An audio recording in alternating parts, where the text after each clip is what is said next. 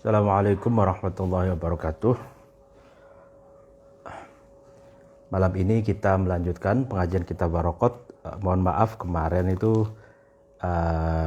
pengajian kitab Waraqat bab nasakh mansukh, tapi ada kesalahan teknis sehingga ke-delete gitu. Jadi kita ulangi lagi pada malam hari ini. Sebelumnya mari kita membaca Al-Fatihah.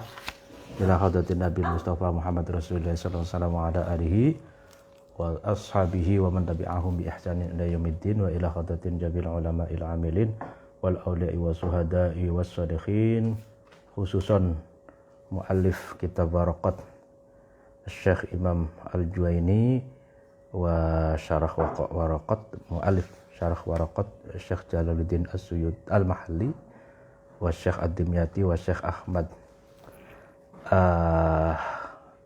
bin Abdul Latif Al-Khatib Al-Minangkabawi wa jami'i masyayikh Ma'adir Boyo wa abaina wa umatina wa dzurriyyatina wa jami'al muslimina wal muslimat wal mu'minina wal mu'minat. Al-Fatihah. A'udzubillahi minasyaitonir rajim. Bismillahirrahmanirrahim. Alhamdulillahi rabbil alamin arrahmanir rahim maliki yaumiddin. Iyyaka na'budu wa iyyaka nasta'in ihdinas siratal mustaqim. Siratal ladzina an'amta 'alaihim ghairil maghdubi 'alaihim waladdallin. Amin. Wa bismillahirrahmanirrahim. Wa amman naskhu fa ma'nahu lughatan al-izalatu. Bab ini menjelaskan tentang nasakh mansukh. Makna nasakh secara kebahasaan, makna generiknya adalah menghilangkan, al-izalah, hilang atau menghilangkan. Yuqalu, sebagaimana dikatakan, nasakhot asy-syamsu ad-dhilla idza azalathu. Sebagaimana dikatakan, matahari menghilangkan bayangan ketika matahari itu sirna. Ketika matahari itu menghilangkan bayangan. Artinya ay warafa'athu bi'in bisatiha. Artinya matahari itu menghilangkan bayangan itu dengan sebab sorot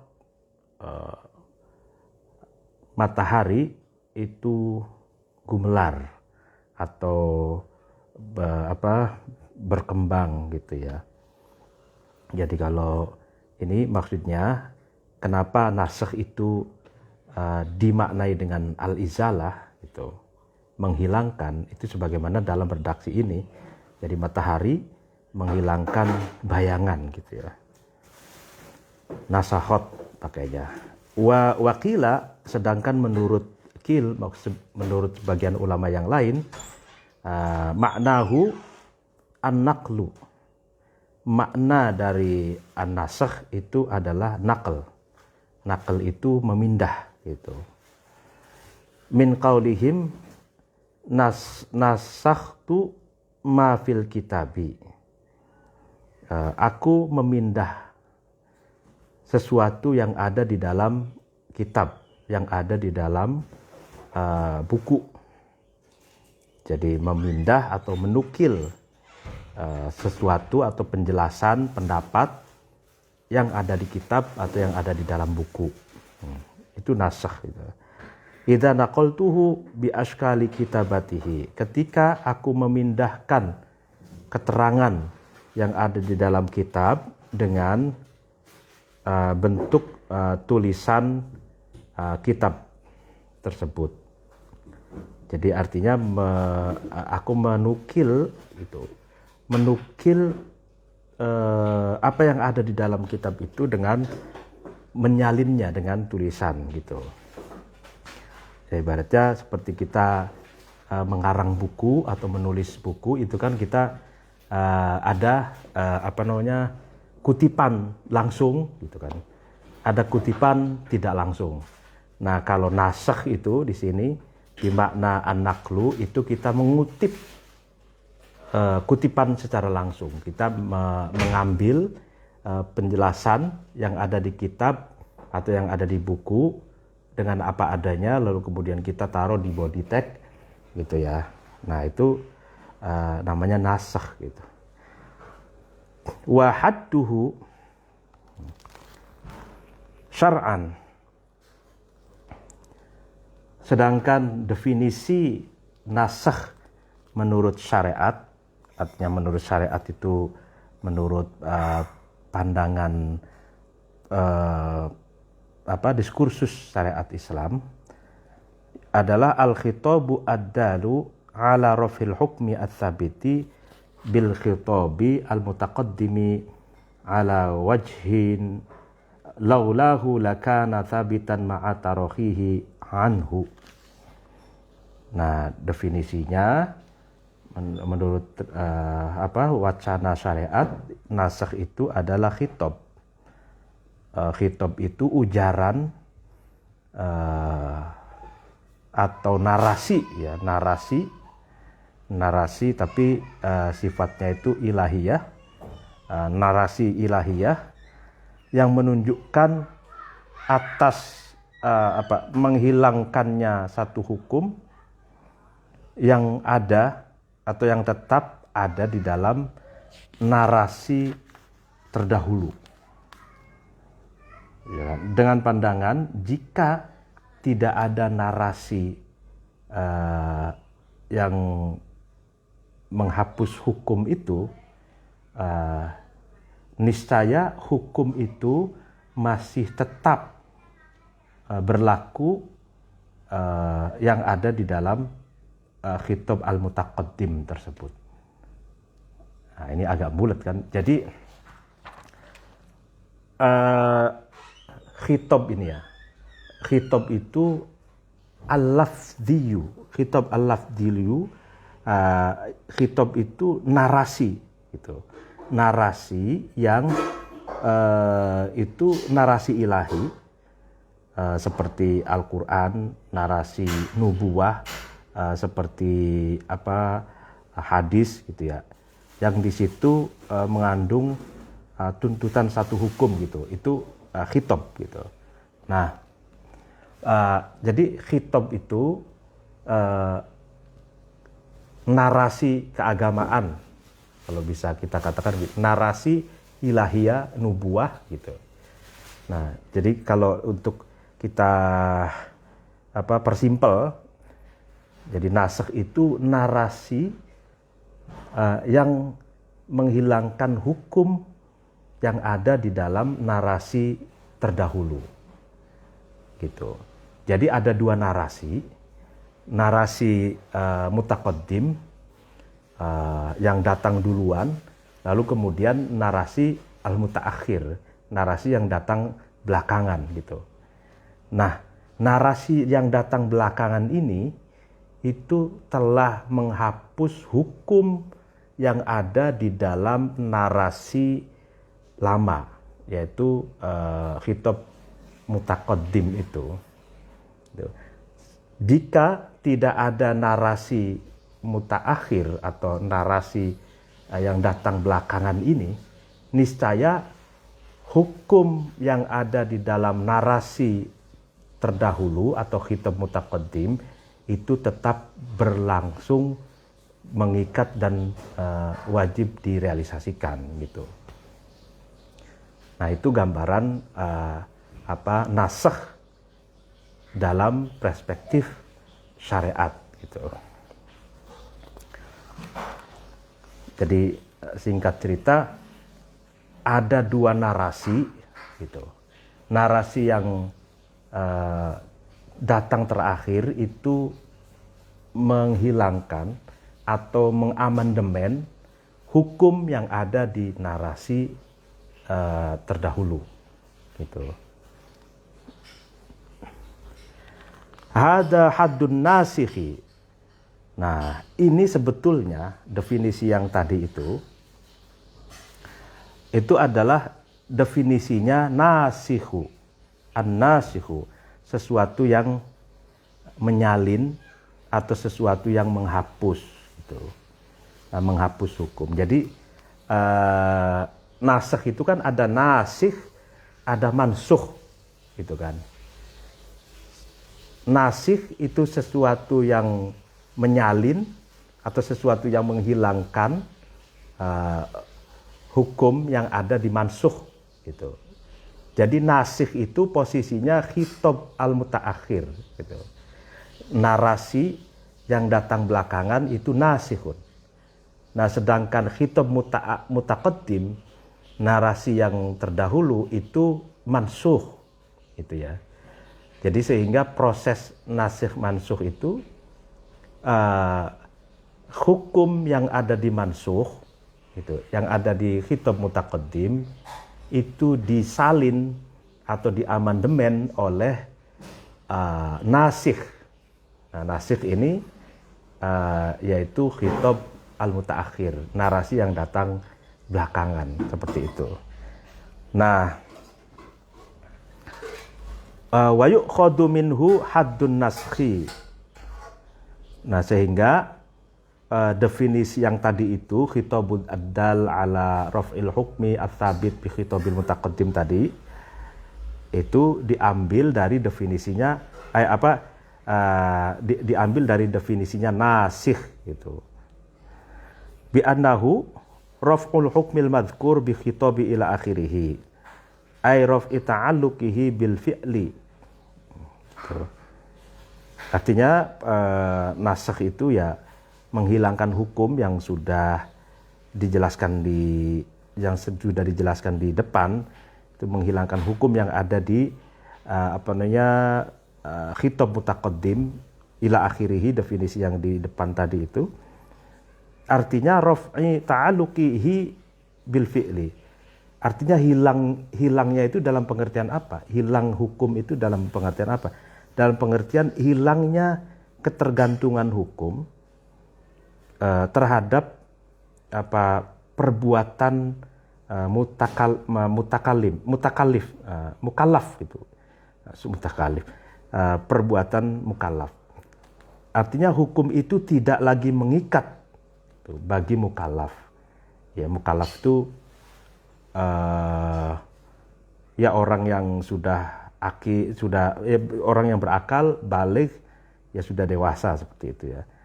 Jadi tidak lagi menjadi keharusan untuk direalisasikannya satu hukum tersebut gitu, karena sudah dinasakh gitu, sudah diamandemen gitu.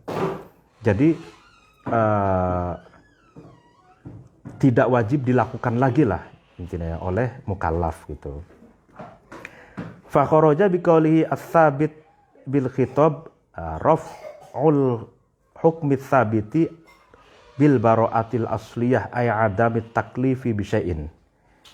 Nah, ini mulai menjelaskan pengecualian dari definisi yang ada di atas tadi yang kita jelaskan. Nah, pertama, pengecualian dari kata-kata as-sabit bil khitab tadi, artinya hukum yang tetap, tapi tetapnya itu berada dalam khitab. Khitab itu narasi ilahi itu tadi, yang ada di narasi terdahulu mutaqaddim. Nah, pengecualian dari ini apa? Yaitu hilangnya hukum yang tetap dengan sebab apa? Dengan sebab bara'atil asliyah.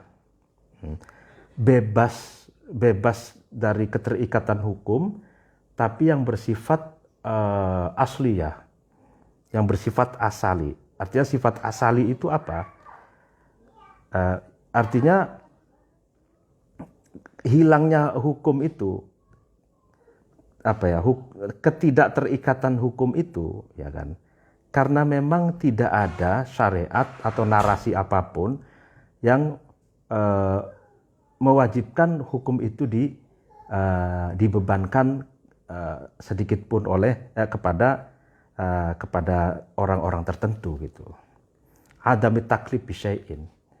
Jadi tidak ada taklif, perintah Tuhan yang mengharuskan sesuatu itu dibebankan gitu kepada golongan tertentu yang itu tidak karena tidak waktunya gitu. Ini maksudnya orang yang belum mukallaf gitu loh. Orang yang belum mukallaf itu kayak misalkan sobi, bayi, anak kecil, ya kan? Nah, itu tidak dituntut untuk menjalankan hukum syariat, ya kan? Tidak sebab apa? Itu tidak dituntut untuk merealisasikan hukum syariat itu karena bara'atul asliyah. Karena memang dia terbebas dari keterikatan hukum gitu. Karena belum tertaklif, belum waktunya untuk dibebani satu hukum gitu. Nah, itu bara'atul asliyah. Nah, dan setelah hilang sifat sobinya, artinya dia tadinya sobi, tadinya anak kecil, lalu kemudian baleg gitu, sudah dewasa, lalu kemudian baru dia tertaklif atau terbebani hukum syariat, dia harus melakukan hukum-hukum syariat gitu. Nah, bara'atul asliyah itu kan menghilangkan keterikatan hukum bagi anak kecil gitu ya, sobi gitu ya. Nah, itu hilangnya keterikatan hukum itu bukan karena ada narasi yang datang kemudian lalu kemudian menghukum hukum yang ada di narasi narasi pertama atau narasi terdahulu gitu. Bukan, tapi karena hilangnya hukum hilangnya hukum itu karena memang orang itu dasariahnya itu terbebas dari ikatan hukum karena dia masih sobi gitu loh, masih kecil, ya kan, masih kecil tuh bara'atul asliyah gitu. Nah, wa biqaulina bi khitabil ma'khudi min kalamihi ar-raf'u bil mauti wal jununi. Nah, yang kedua, pengecualian dari perkataan kita khitab itu, ya kan, kata-kata khitab itu yang diambil dari ujarannya penulis kitab ini. Pengecualian apa? Ar-raf'u bil mauti wal junun. Jadi hilangnya hukum, keterikatan hukum dengan sebab kematian dan kegilaan gitu. Jadi orang yang terikat dari hukum atau tidak wajib melakukan hukum syariat Islam dengan sebab kematian atau dengan sebab gila gitu, taghayyur akalnya, itu bukan dalam bentuk nasakh mansukh gitu. Karena ini di luar narasi gitu. Penghilangan keterikatan hukum itu bukan sebab ada narasi, tapi dengan sebab kematian dan kegilaan. Itu di luar teks, di luar teks ya, narasi satu dengan yang lainnya gitu. Nah, wa biqaulihi ala wajhin ila akhirih ma law kanal khitabul awwalu mughayyan bi ghayatin aw mu'allalan bi ma'nan wa suriha bil khitabis sani bi muqtada dzalik fa innahu la yusamma nasikhan lil awwali. Oke, nah yang ketiga, pengecualian yang ketiga nih ya, dari perkataannya penulis kitab ini ala wajhin ila akhirih, itu maksudnya itu ala wajhin ila akhirih, dikatakan di depan itu seandainya tidak ada narasi yang datang belakangan, niscaya hukum yang ada di narasi terdahulu itu masih tetap berlaku gitu ya. Nah, terus apa pengecualian dari itu? Pengecualian dari itu adalah jika khitabul awal, ya kan, narasi pertama itu dibatasi dengan satu batasan atau ada elat atau satu sebab dalam berupa makna gitu. Dan pengertian khitab awal itu, narasi yang pertama itu dijelaskan dengan khitab asani, dengan narasi yang kedua. Maka narasi yang kedua itu tidak disebut dengan nasikhon lil awal, tidak bisa disebut dengan sesuatu yang menghapus atau mengganti hukum yang terdapat di dalam khitab al-awwal, narasi yang pertama. Jadi ada satu persoalan, ada dua khitab, ada dua narasi. Narasi yang pertama itu isinya itu ada batasan. Ada batasan yang dengan satu batasan atau ada sebab tertentu gitu di dalamnya itu ada gitu narasinya.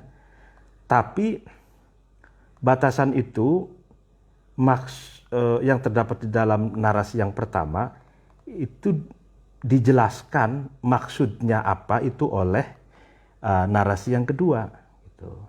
Maka narasi yang kedua ini bukanlah nasikh, bukanlah sesuatu yang mengamandemen yang hukum yang ada di dalam narasi yang pertama gitu loh.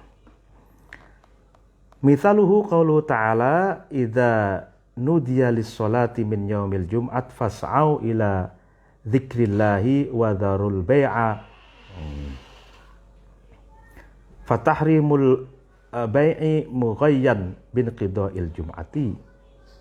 Ya kan? Contohnya ini ya. Firman Allah yang mengatakan ketika dikumandangkan adzan untuk melaksanakan sholat Jumat, maka bergegaslah kalian, menyegerakanlah kalian untuk ingat kepada Allah, maksudnya untuk sholat. Dan janganlah kalian harus mencegah jual beli. Artinya dalam teks ini itu ada pelarangan jual beli, itu kan wadharul bai'a itu, dan kamu tercegah atau dilaranglah untuk jual beli ketika Jumatan gitu. Nah, berarti narasi ini keharaman jual beli itu dibatasi, itu dibatasi oleh apa? Oleh bin qida'il Jum'at, pelaksanaan sholat Jumat gitu. Jadi tahrimul bai', haramnya jual beli, transaksi jual beli itu dibatasi pada waktu ketika umat Islam itu sedang sholat Jumat gitu. Nah, sebelum sholat Jumat boleh jualan, setelah sholat Jumat boleh juga, seperti kita lihat di beberapa masjid besar itu kan. Di situ ada ekonomi kerakyatan menggeliat ya, ekonomi kerakyatan di pinggir-pinggir masjid itu justru kalau hari Jumat itu rame penjual ya, seperti di Masjid Sunda Kelapa ya kalau di sini tuh di Jakarta, lalu kemudian di masjid-masjid besar ya itu kan ada. Nah itu mereka itu kan jualan sebelum Jumatan, lalu kalau Jumatan, pada Jumatan, setelah Jumatan kembali lagi ke lapak, karena di situ mengais rezeki tujuannya, karena di sholat Jumat itu berkumpulnya manusia kan gitu, barangkali ya mengadu nasib, barangkali ada jamaah Jumat untuk membeli barang-barangnya gitu kan. Nah, jadi keharaman jual beli di sini itu hanya dibatasi mughayyan gitu bin qida'il Jum'at, ketika sholat Jumat saja. Nah, fala yuqalu anna qaulahu ta'ala fa idza qudiyatis sholatu fantashiru fil ardi wabtaghu min fadli nasikhun lil awal bal bayyana ghayatat tahrimi. Nah, maka tidak bisa dikatakan bahwa firman Allah bahwa ketika sudah dilaksanakannya sholat Jumat, itu kan, maka silahkan kalian bubar, silahkan kalian diaspora, silahkan kalian menyebar, berjalan kemanapun di atas muka bumi ini, dan carilah keanugerahan. Nah, firman Allah ini, ayat ini bukan nasikh, bukan ayat yang mengamandemen hukum yang ada di dalam ayat yang pertama tadi, gitu. Bahkan ayat yang kedua ini, faida qudiyatus sholat itu posisinya adalah menjelaskan, gitu. Menjelaskan ghayat tahrim, menjelaskan batasan keharaman orang jual beli di hari Jumat itu. Batasannya apa? Batasannya ya ketika sholat Jumat saja, gitu. Karena di sini yang di wadharul bai'a, kalau di ayat yang pertama ya, kalian harus mencegah jual beli atau tidak boleh jual beli, ya kan? Lalu kemudian di sini ayat yang kedua, fa idza qudiyatus shalat fantashiru fil ard, ketika sholat Jumat itu sudah selesai, kalian bebas, gitu, bebas berkeliaran, jualan juga bebas, boleh, silahkan, gitu. Nah, ini posisinya ini bukan nasikh mansukh. Kalau nasikh mansukh itu justru biasanya kontradiktif, gitu. Yang tadinya haram, misalkan narasi yang pertama mengharamkan, lalu kemudian narasi yang kedua menghalalkan, gitu. Nah, itu posisi nasikh mansukh tuh. Jadi mengganti hukum yang pertama diganti oleh hukum yang kedua. Nah, kalau ini posisinya ini menjelaskan, gitu. Karena ini tidak kontradiktif. Jadi menguatkan dan menjelaskan, gitu. Menjelaskan bahwa kalau ayat yang pertama mengatakan dilarang jualan, gitu kan, di saat Jumatan. Nah, ayat yang kedua menjelaskan lebih jelas lagi, ketika sholat Jumat itu sudah selesai, bebas, silahkan kalian diaspora berjalan di atas bumi ini, jualan atau kerja dan lain sebagainya, bebas. Wa kadza qauluhu ta'ala wa hurrima 'alaikum saydul barri ma dumtum hurma. La yuqalu naskhuhu qauluhu ta'ala wa idza halaltum fastadu. Ya. Li'anna tahrima lil ihrami wa qad zala. Nah, ini. Demikian juga ini tidak termasuk pengecualian dan tidak termasuk nasikh mansukh firman Allah, diharamkan atas kamu sekalian berburu, ya kan, syaidul, berburu di daratan, pokoknya bukan di lautan mancing cari ikan, bukan, tapi ini berburu di daratan, misalkan cari burung, cari dan lain sebagainya. Madumtum hurma, selagi masih melaksanakan ihram, atau selagi kalian orang yang sedang ihram. Diharamkan berburu binatang darat yang ada di daratan selagi kalian masih ihram, ibadah ihramnya. Nah, itu tidak dikatakan. Ada satu firman Allah, wa idza halaltum fastadu, ketika sudah tahallul, sudah selesai tahallul, sudah selesai ibadah ihram, ibadahnya, maka berburulah. Nah, idza halaltum fastadu ini bukan ayat yang menasakh ayat yang pertama itu hurrima alaikum syaidu madum huruma itu karena apa? Karena mengharamkannya itu karena sedang ihram. Dan keharaman itu akan langgeng gitu kan. Selama orang itu masih ihram gitu. Ya kan? Tapi kalau sudah selesai ihramnya, maka silahkan diperbolehkan orang itu untuk berburu gitu. Jadi wa idza halaltum fastodu ini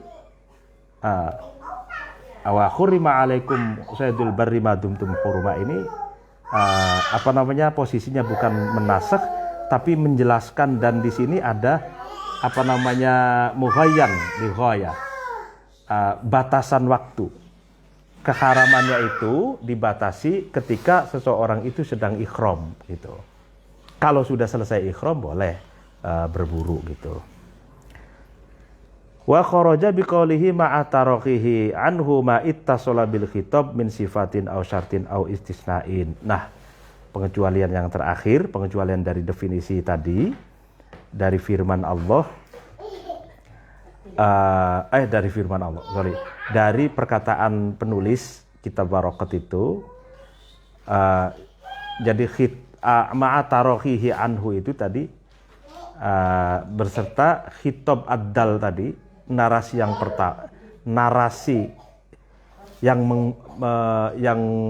menghilangkan hukum yang ada di dalam narasi yang terdahulu itu datang belakangan dari narasi terdahulu atau dari hukum yang ada di narasi yang terdahulu gitu ya.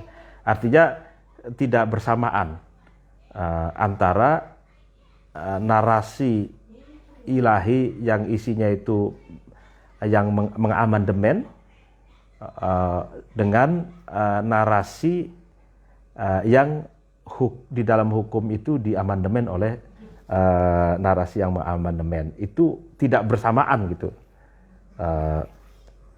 Nah, pengecualiannya apa? Pengecualiannya ketika dalam narasi itu sesuatu yang terdapat sesuatu yang nyambung gitu. Nyambung tuh dalam keterkaitan satu khitab, satu narasi gitu, bukan narasi yang berbeda gitu. Contohnya misalkan sifat, syarat atau pengecualian. Nah, itu ada di dalam kerangka satu narasi. Bukan narasi yang berbeda, yang sifatnya kontras, bukan. Kayak contohnya gini, dicontohkan di sini gini. Di ini Syekh Khatib Al-Minangkabawi, ulama Minangkabau ini menjelaskan bagus sekali nih. Bayanu lima mithalu sifat ma law qila aqba qaulihi ta'ala uqtulul musyrikin au ay ghairi ahli dhimmah. Wa istisna'u kama law qila ba'dahu illa ahlud dhimmah. Wa syartu kama law qila in lam yakunu dhimmiyin. Nah, contoh sifat yang itu terdapat inherent dalam satu narasi gitu ya. Contohnya gini, uqtulul musyrikin. Perangilah orang-orang musyrik. Nah, perangilah orang-orang musyrik ini ai ghairi ahli dhimmah. Artinya selain orang non muslim yang berdamai gitu. Berarti maksudnya musyrikin, sifat musyrikin, orang-orang musyrik itu di sini adalah orang-orang musyrik yang memerangi orang Islam. Nah, karena sifatnya itu memerangi, maka itu balik berperang, diperangi. Jadi karena mereka memerangi, maka ini uqtul musyrikin, diperangi.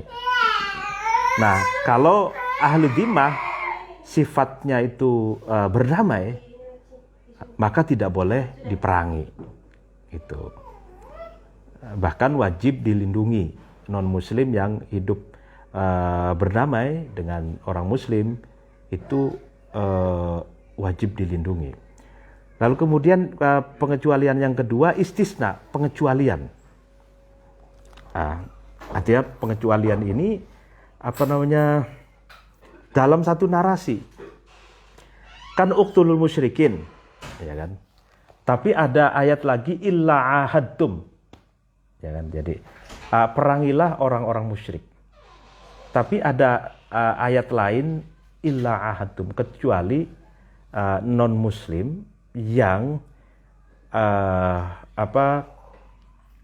melakukan perjanjian damai, gitu ya.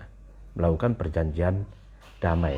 Nah, kalau begitu berarti yang melakukan perjanjian damai seperti Nabi di Madinah itu tidak boleh diperangi, haram darahnya, gitu kan.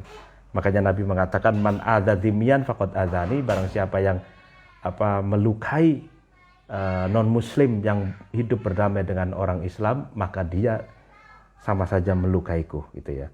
Nah, ada zimmi, ada muahad, ada musta'man. Nah, itu yang wajib dilindungi. Nah, contohnya juga syarat, gitu. Syarat itu masih dalam satu narasi, dan ini bukan termasuk nasakh mansukh. Contohnya uqtulul musyrikin, ada syarat in lam yakunu zimmiyin, gitu.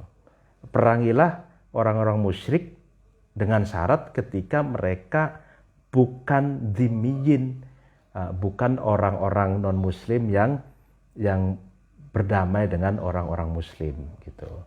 Artinya syaratnya orang musyrik yang tidak berdamai, melainkan mereka memerangi umat Islam, gitu. Ya, sebetulnya perkataan ini sebenarnya undang-undang perang itu kalau tidak membunuh dibunuh, kan, itu kalau dalam keadaan perang sebenarnya ini konteksnya. Tapi kalau makanya ditegaskan di sini berlipat-lipat, gitu. Uqtulul musyrikin ini tidak berlaku umum. Perangilah orang musyrik itu tidak berlaku umum, gitu. Tidak boleh ditarik tag itu sendiri tanpa dilihat keterkaitan dengan tag-tag lain, gitu.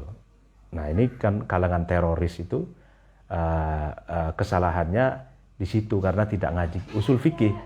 Jadi dia menganggap uqtulul musyrikin ya harus memerangi orang-orang musyrik, non muslim siapapun dalam keadaan apapun harus diperangi. Itu salah, gitu. Nah, makanya pentingnya ngaji usul fikih di sini.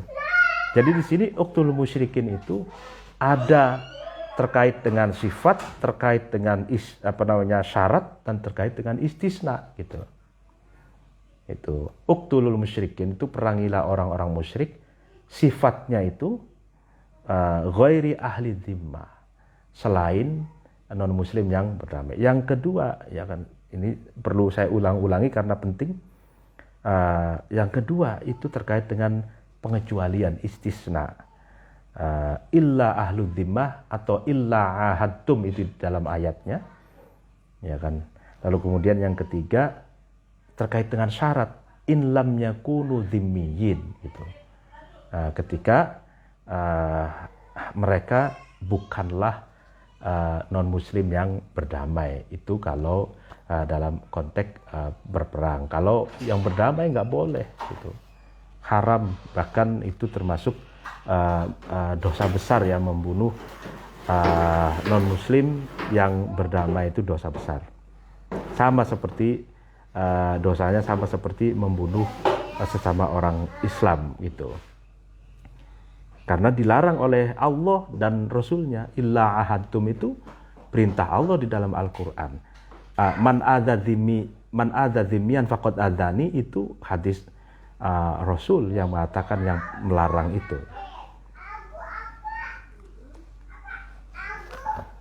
Ngopi dulu.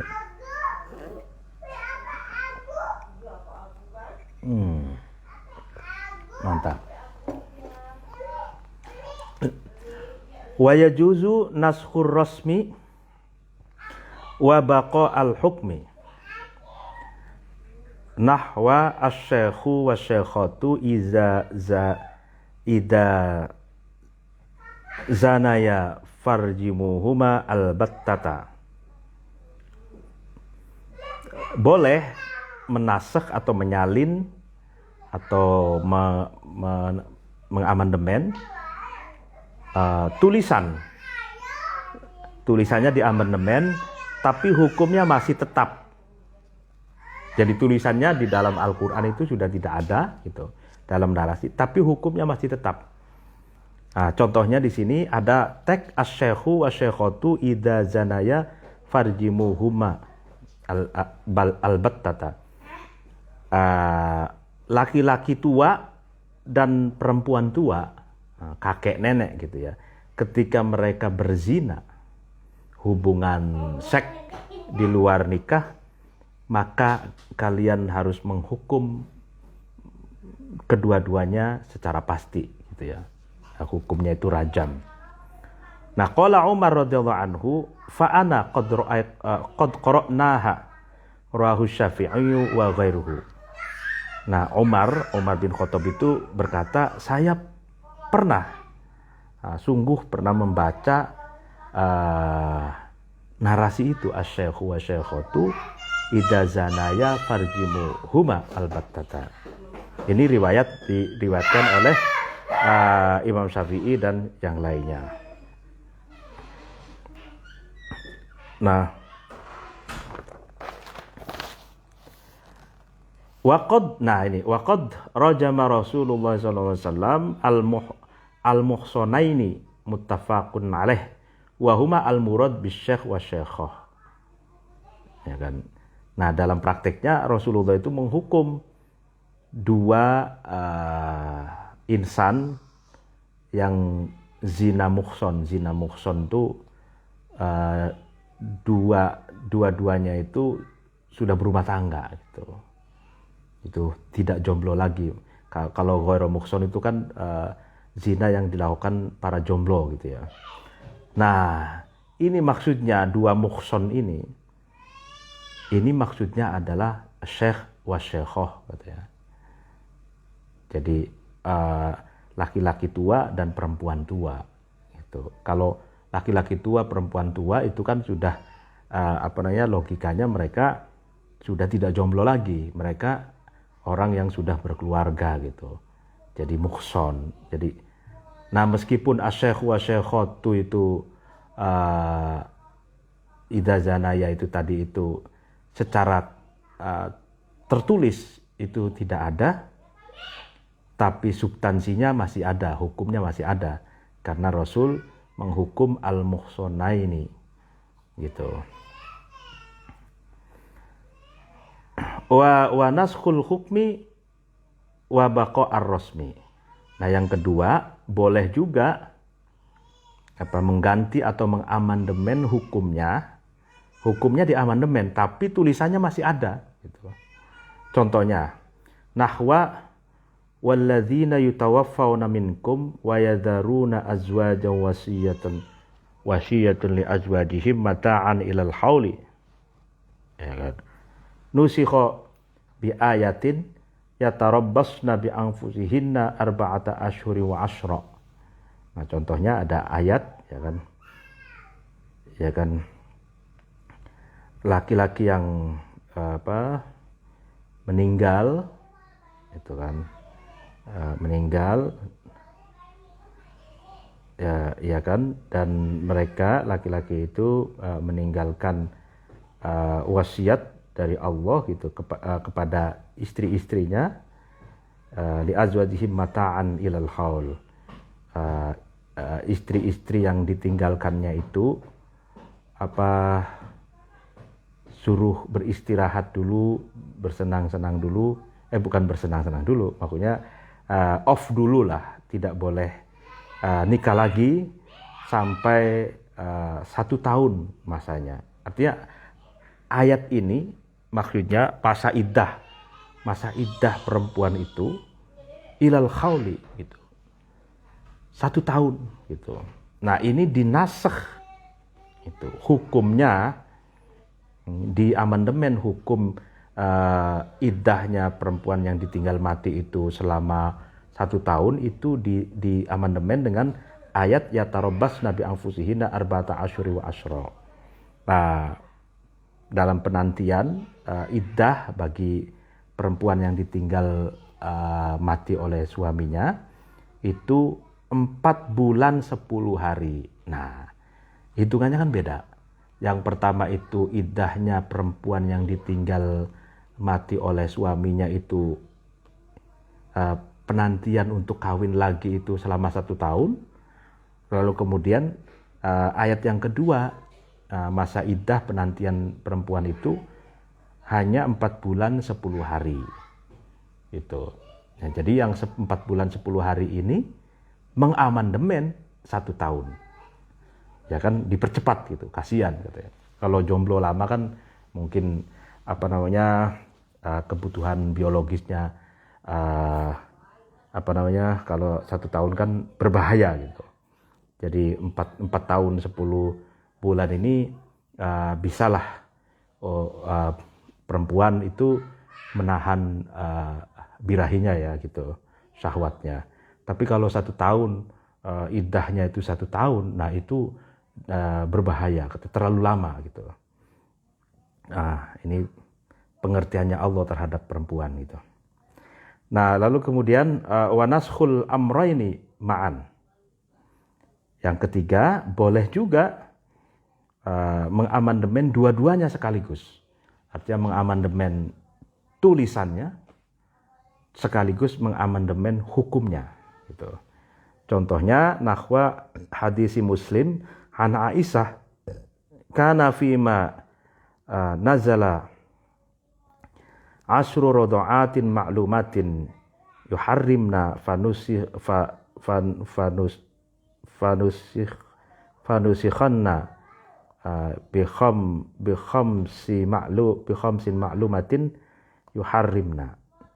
Nah, ini di amandemen dua-duanya tulisan sama hukumnya. Ada hadis Nabi dari hadis Muslim, Imam Muslim, Sahih Muslim dari Aisyah, ada 1 ayat katanya gitu. Turun 10 susuan maklumatin yang diketahui. Itu bisa menjadikan seseorang itu menjadi mahram atau diharamkan menikah gitu. Nah, artinya ada akhli rodoah ya, saudara sesusuan gitu ya. Saudara sesusuan itu konsepnya berapa kali nyusu gitu kepada bukan ibu kandung ya, ibu yang menyusui itu. Nah, yang pertama ini diturunkan 1 ayat katanya harus 10 kali susuan. Nah, itu baru bayi yang disusui itu kelak nanti haram menikah dengan seorang ibu yang menyusuinya, dan juga haram menikah dengan anak-anak dari ibu yang menyusuinya itu. Jadi mahram akhli rodoah gitu ya. Nah, itu 10 kali susuan itu dinasakh, di amandemen dengan bikhamsi ma'lumatin yuharrimna. Jadi dinasakh dengan 5 susuan, 5 kali susuan itu bisa maklumatin yang diketahui, yuharrimna itu yang bisa menjadikan bayi itu haram menikahi ibu yang menyusui itu dan anak-anaknya. Jadi rodo itu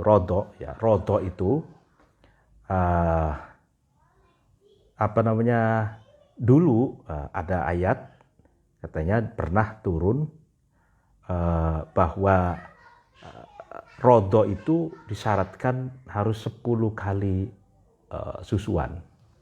Artinya 10 kali netek gitu. Netek sekali 2 sampai 10 gitu. Nah, lalu kemudian dinasakh, diamandemen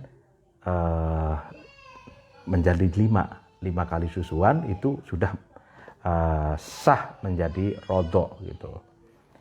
Nah, ternyata asyru rodoatin maklumatin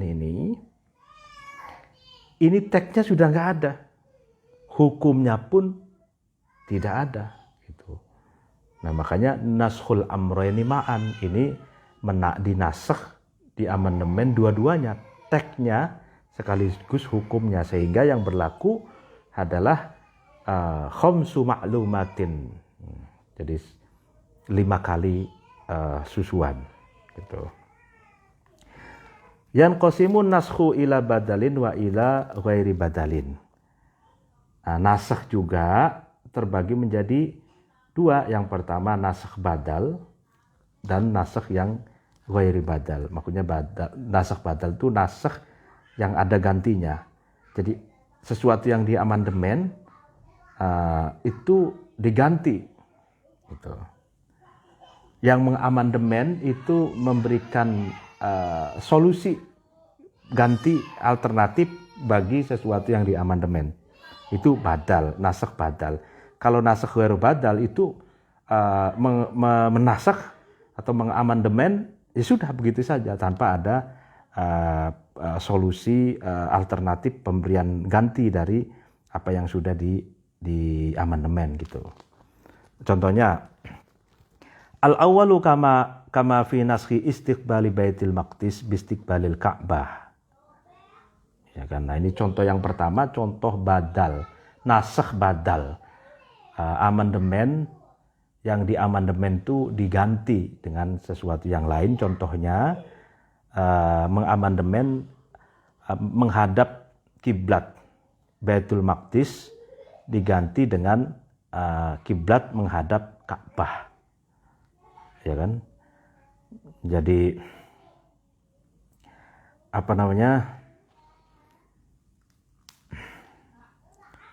Fawalli wajhaka syatrul masjidil haram, ya kan. Jadi Nabi Muhammad ketika itu sedang sholat menghadap kiblat. Kiblatnya umat Islam pada waktu zaman awal itu ke Baitul Maqdis. Baitul Maqdis itu yang ada di Palestina, Israel sana ya. Baitul Maqdis. Nah, lalu kemudian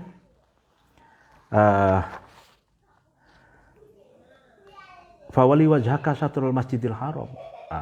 Dalam perintah itu Rasulullah diharuskan untuk berpaling yang tadinya masjid Baitul Maqdis diganti kiblatnya ke Ka'bah gitu loh. Ini namanya nasakh badal. Nasakh badal itu ada gantinya. Yang tadinya kiblat ke Baitul Maqdis diganti dengan Ka'bah gitu. Wasayati, ya, ini akan dijelaskan ya, soal ini akan dijelaskan di depan. Wasani kama fi qouli ta'ala idza najaitumur rasul faqaddimu baina yaday najwakum shadaqah, ya kan. Nah, ini juga yang di nasakh itu. Ketika kalian sowan gitu, kepada Rasul, maka ajukanlah di hadapan beliau, ya kan, sedekah gitu kan. Oke, jadi ada ayat yang seperti itu. Jadi ketika sowan ke hadapan Rasulullah, itu kalau bisa membawa gula batu teh lah kalau sekarang ya, bawa oleh-oleh gitu. Nah, ini pertimbangannya kenapa? Karena Nabi itu 24 jam itu mengurus umatnya, 24 jam beliau membuka konseling, ya, katakan konsultasi agama gitu ya. Ya kan, sehingga oleh Allah diperintahkan umatnya agar juga memberikan oleh-oleh sebagai rasa terima kasih, gitu kan, agar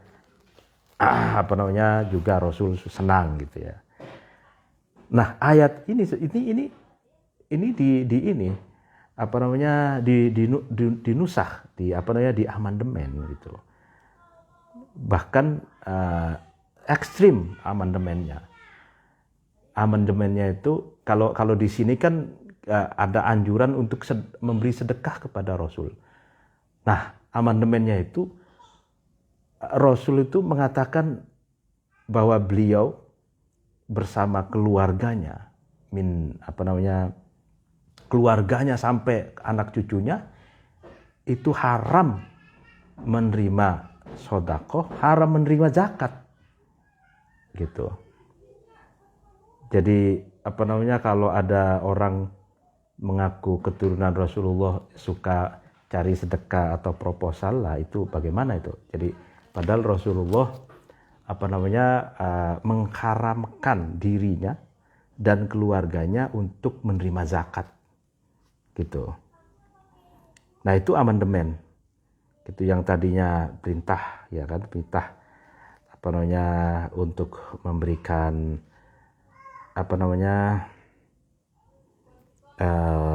sedekah kepada Rasul, lalu kemudian di amandemen agar tidak menerima sedekah dan tidak menerima zakat. Nah, tidak boleh menerima zakat, itu Rasulullah. Luar biasa kan. Lalu kemudian wa ila ma huwa aghladu ka naskhi takhyiri baina shaumi ramadhana wal fidyah ila ta'ayyunis shaumi qala ta'ala wa 'alal ladzina yutiqunahu fidyatun ila qouli ta'ala faman syahida minkumus syahra falyasum. Nah, ada nasakh juga, ya kan,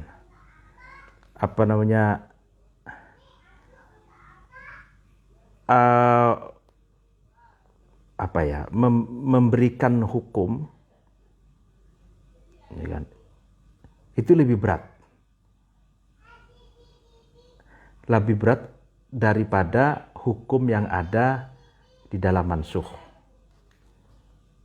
Jadi gini, nasikh, ya kan, hukum yang mengamandemen, gitu, hukum yang ada itu lebih berat dari hukum yang ada. Jadi hukum yang ada di dalam nasikh itu lebih berat daripada hukum yang ada di dalam mansukh. Itu contohnya, artinya hukum yang mengganti sebagai ganti itu lebih berat dari hukum yang diganti. Itu. Nah, ini contoh seperti itu, diantaranya mengganti, boleh memilih, gitu, boleh memilih di antara puasa Ramadan dan dan membayar fidyah, gitu kan, ila ta'ayyunis shaumi, ya kan, yang tadinya itu memilih antara puasa dan fidyah itu diarahkan untuk ditentukan untuk memilih berpuasa. Sebagaimana dikatakan wa 'alal ladzina yutiqunahu fidyah ila qouli ta'ala faman syahida minkum syahra falyasum. Wajib bagi kalian semua itu ketika kuat, mampu, maka bayar fidyah, gitu. Nah, lalu kemudian sampai Allah berfirman, barang siapa yang tahu syahro, datangnya bulan puasa, maka berpuasalah, gitu ya. Jadi antara puasa dan bayar fidyah, gitu kan, itu yang dulu itu boleh memilih, Itu kan boleh memilih, itu kan ringan. Tapi lalu kemudian datang ayat faman syahida minkum syahra falyasum, maka di sini ditegaskan harus puasa gitu. Artinya di sini nih likauniha dalla ala takhir baina shaumi ramadan wal fidyah mansukha bi ta'yinis shaum. Faman syahida minkum syahra falyasum fa'ayyana fiha shaum. Ya, fa ta'yinuhu asyaq min at-takhir. Ya kan, li anna ilzama ahadil amrayni bi ainihi asyaq min at-takhir bainahuma khususan idza kana al-ahdu asyaq min al-akhar. Jadi yang pertama itu boleh memilih gitu. Apakah puasa atau bayar fidyah. Nah, gitu kan. Nah, itu kan ringan gitu. Nah, ini dinasakh dengan harus berpuasa gitu kan. Harus berpuasa ini kan lebih berat gitu daripada memilih antara puasa atau bayar fidyah. Bagi orang yang punya uang ringan sekali bayar fidyah gitu kan, tidak usah puasa kan, seperti itu. Nah, ini di amandemen hukum memilih antara puasa atau bayar fidyah, di amandemen dengan hukum yang lebih berat, yaitu wajib berpuasa gitu. Nah, wa ila ma huwa akhaf. Nah, ini kebalikannya. Ya kan? Hukum yang mengganti itu lebih ringan daripada hukum yang diganti. Nah, kalau tadi kan hukum yang mengganti lebih berat dari hukum yang diganti. Nah, sekarang ini hukum yang mengganti lebih akhaf, lebih ringan daripada hukum yang diganti. Contohnya karena qoulihi ta'ala in yakun minkum 'ishruna sabiruna yaghlibu mi'ataini. Biqoulihi ta'ala fa in yakun minkum mi'atun sabirun yaghlibu mi'ataini. Nah, ini contoh saja katanya. Firman Allah yang mengatakan ada dari kamu sekalian Aishruna sabirun, 20 orang yang bersabar akan mengalahkan 200 orang. Gitu loh. 20 orang akan mengalahkan 200 orang. Nah, ini di amandemen dengan firman Allah, ketika ada dari kamu sekalian 100 orang, maka 200 orang itu akan 100 orang, maaf. Jika ada dari kamu sekalian 100 orang yang sabar, mi'ah sobiroh, maka 100 orang yang sabar itu akan mengalahkan 200 orang yang, 200 orang. Ya jelas 100 orang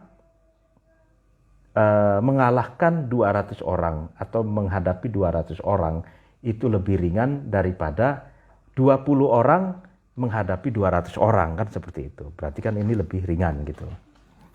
Ini contoh saja.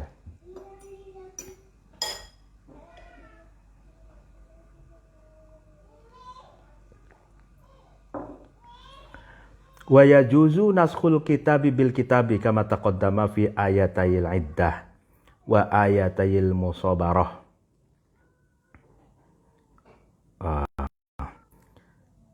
Boleh ya kan nasakh amandemen Al-Qur'an, ayat yang ada dalam Al-Qur'an dengan ayat yang ada dalam Al-Qur'an yang lain. Jadi ayat dengan ayat itu boleh. Contohnya sudah dijelaskan di atas tentang 2 ayat soal iddah tadi itu. Ya kan, yang tadinya iddah ditinggal mati suaminya itu 1 tahun. Itu kan lalu kemudian di amandemen 4 bulan 10 hari. Itu sudah ada di atas itu tadi. Lalu kemudian 2 ayat yang menjelaskan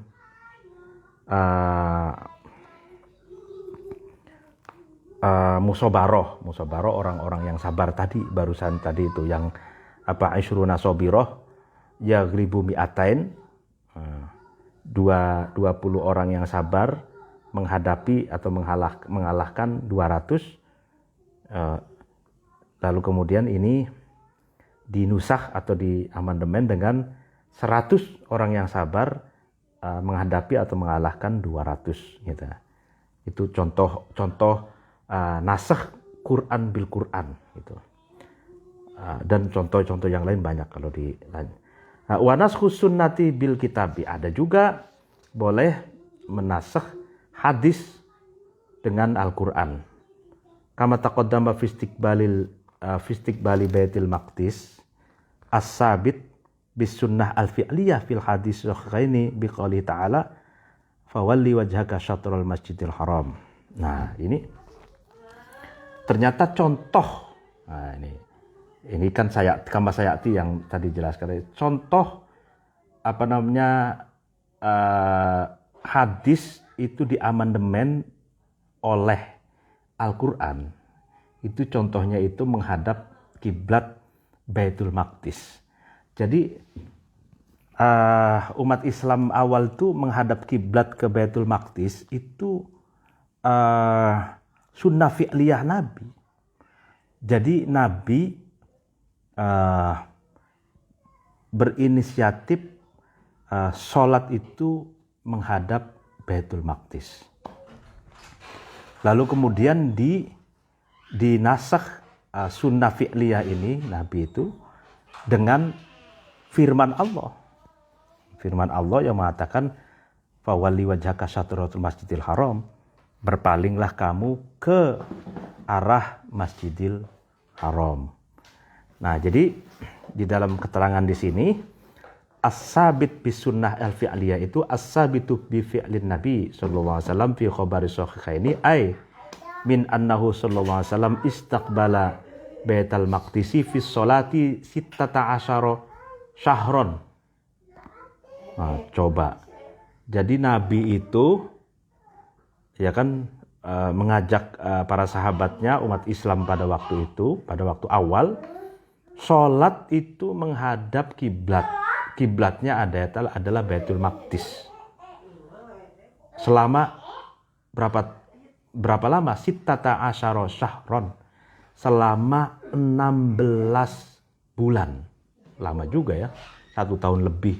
Ya, 1 tahun setengah lah ya. 16 bulan. Jadi Nabi bersama sahabatnya pernah sholat menghadap Baitul Maqdis itu selama 16 bulan. Tsumma wajaha ilal Ka'bati fi Rajaba yu'addu zawal qabla qitali Badr bi syahraini wa qad shalla bi ashabihi fi masjidi Bani Salama raq'ataini minad duhri fatahawala fi sholati wa istaqbala al-mizab wa tabaddaru rijal wa nisa wa sufufahum fasumiya al-masjidum masjidal qiblatain. Nah, ini. Kemudian ya kan, sholat menghadap kiblat Baitul Maqdis itu selama 16 bulan. Di bulan Rajab perintah fawali wajhaka satrul masjidil haram itu, lalu kemudian berpindahlah kiblat itu ke arah Ka'bah gitu. Itu ketika zuhur gitu. Sebelum perang Badar selama 2 bulan itu. Nah, ketika itu Nabi bersama sahabat itu sedang sholat di Masjid Bani Salamah. Raq'ataini minad duhri, sudah mendapatkan 2 rakaat sholat duhur. Jadi 2 rakaat sholat duhur, Nabi itu sholat bersama sahabat itu menghadap Baitul Maqdis selama ya 2 rakaat itu. Lalu kemudian rakaat ketiga itu berpindah kiblatnya ke arah Ka'bah gitu. Sehingga Masjid Bani Salama itu disebut dengan Masjid Qiblatain gitu. Masjid yang bersejarah, masjid yang Nabi pernah melakukan sholat, dalam satu sholat itu menghadap 2 kiblat gitu. 2 rakaat menghadap Baitul Maqdis, 2 rakaat lagi karena sholat duhur ya jadi 4 rakaat, 2 rakaat lagi itu ke Ka'bah gitu.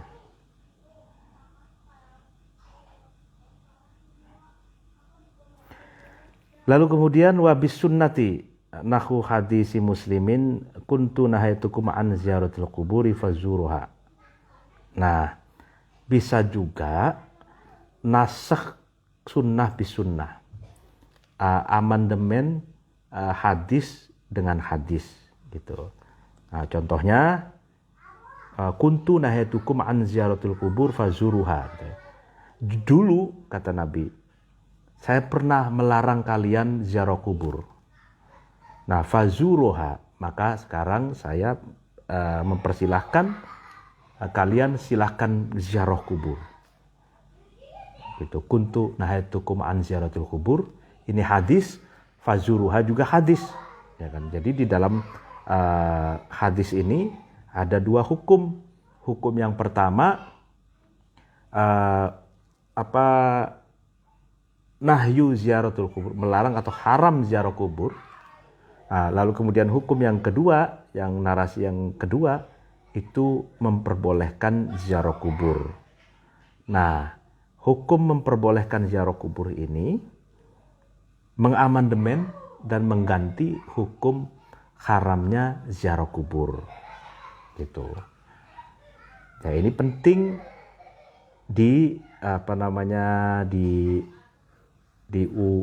disampaikan ini kepada orang-orang yang mengharamkan ziarah kubur itu.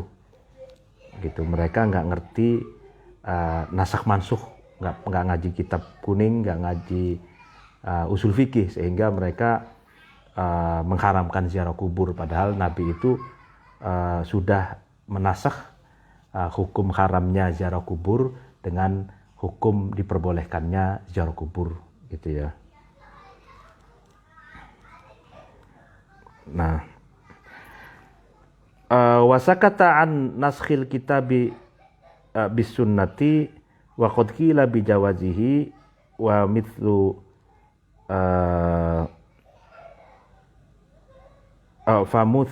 wa muthila lahu biqaulihi ta'ala kuntu alaikum idza hadara ahadakumul mautu in taraka khairal wasiyah lil walidaini wal aqrabin ma hadis Tirmidzi wa ghairihi la wasiyata lil waris wa u'turidu bi annahu hadisu ahad wa sayati innahu la yunsakhu al mutawatir bil ahad. Okay. Nah, diam musonib pengarang kitab Waraqat itu diam tentang nasakh Quran dengan sunnah, diam. Kalau tadi kan nasakh Al-Quran dengan Quran boleh, nasakh sunnah dengan sunnah boleh tadi. Lalu kemudian nasakh sunnah dengan Quran boleh. Contohnya soal berpindahnya kiblat tadi. Nah, bagaimana nasakh Al-Quran dengan sunnah? Nah, pengarang kitab Waraqat diam gitu. Nah, lalu kemudian dilanjutkan terjadi perbedaan pendapat. Sebagian pendapat mengatakan boleh.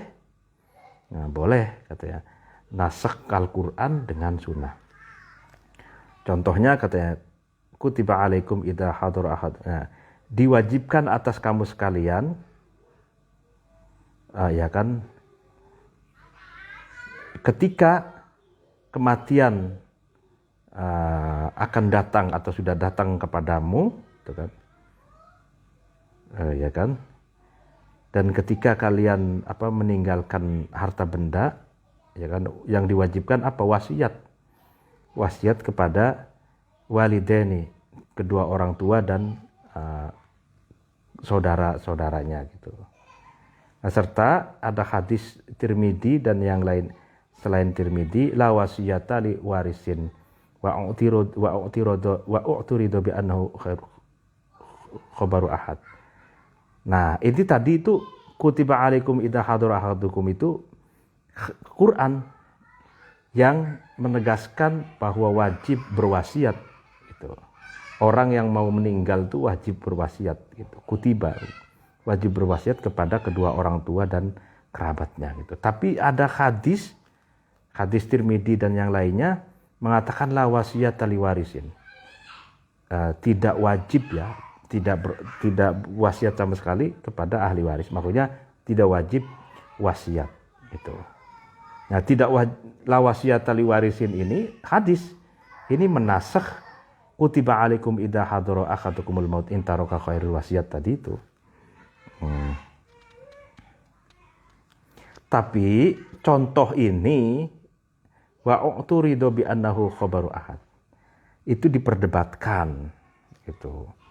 Sebab apa? Sebab hadis Turmudi ini itu termasuk hadis ahad gitu. Khabar ahad. Hadis ahad itu yang meriwayatkan satu orang. Nah, sayati innahu la yunsakhul mutawatir bil ahad. Ya, akan dijelaskan nanti. Itu tidak boleh gitu. Hadis mutawatir itu dinasakh dengan hadis ahad. Itu. Artinya hadis mutawatir, hadis yang rawinya itu siko semua berantai gitu, banyak gitu ya. Mutawatir itu tidak boleh di amandemen atau dinusakh dengan hadis ahad, hadis yang diriwayatkan hanya satu orang gitu. Wa fi nuskhatin, dalam naskah yang lain dikatakan wala yajuzu naskhul kitabi bisunnah ay bi khilafi takhsisihi biha kama taqaddama li anna takhsisa ahwanu minan naskhi. Dalam naskah yang lain dikatakan tidak boleh menaskh Al-Qur'an dengan sunnah. Berbeda dengan mentaksis Al-Qur'an dengan sunnah gitu. Sebagaimana yang sudah dijelaskan di bab taksis itu. Bab taksis itu kan ada khos, ada am, ada khos, ada taksis gitu ya. Itu kan ada am, khos, taksis. Nah, am itu biasanya misalkan agak dibatasi gitu. Am itu oleh khos, dalil khos, sehingga keumumannya itu ditaksis menjadi tidak umum lagi gitu. Nah, itu boleh kalau terjadi hal yang semacam itu antara Al-Quran dengan Sunnah. Maksudnya misalkan Al-Quran itu am, sifatnya umum, lalu kemudian ada hadis yang sifatnya itu khusus. Nah, hadis ini boleh mentaksis am yang ada di dalam Al-Quran. Nah, ini boleh itu kenapa? Taksis kok boleh tapi nasakh itu nggak boleh. Karena taksis itu lebih ringan daripada nasakh katanya. Kalau nasakh itu kan totaliter, itu sudah pergantian hukum gitu loh ya. Kalau nasakh itu. Tapi kalau taksis itu kan enggak. Taksis itu penspesifikasian sesuatu yang umum menjadi khusus saja gitu. Tidak bumi hangus ya. Kalau nasakh itu kan bumi hangus gitu. Kalau taksis itu ya mengarahkan saja gitu. Ini tidak umum tapi khusus. Ada pengecualian A, B, C, D gitu ya. Sebagaimana yang sudah dijelaskan di atas.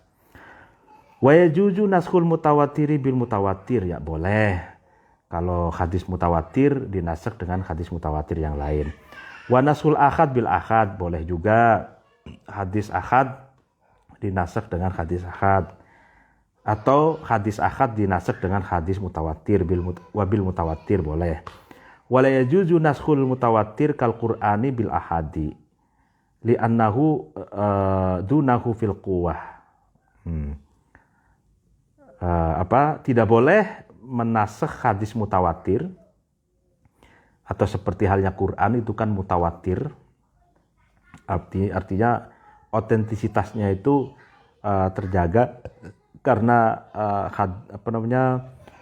banyak perawinya gitu ya, saksinya banyak. Nah, itu tidak boleh dinasakh dengan hadis ahad.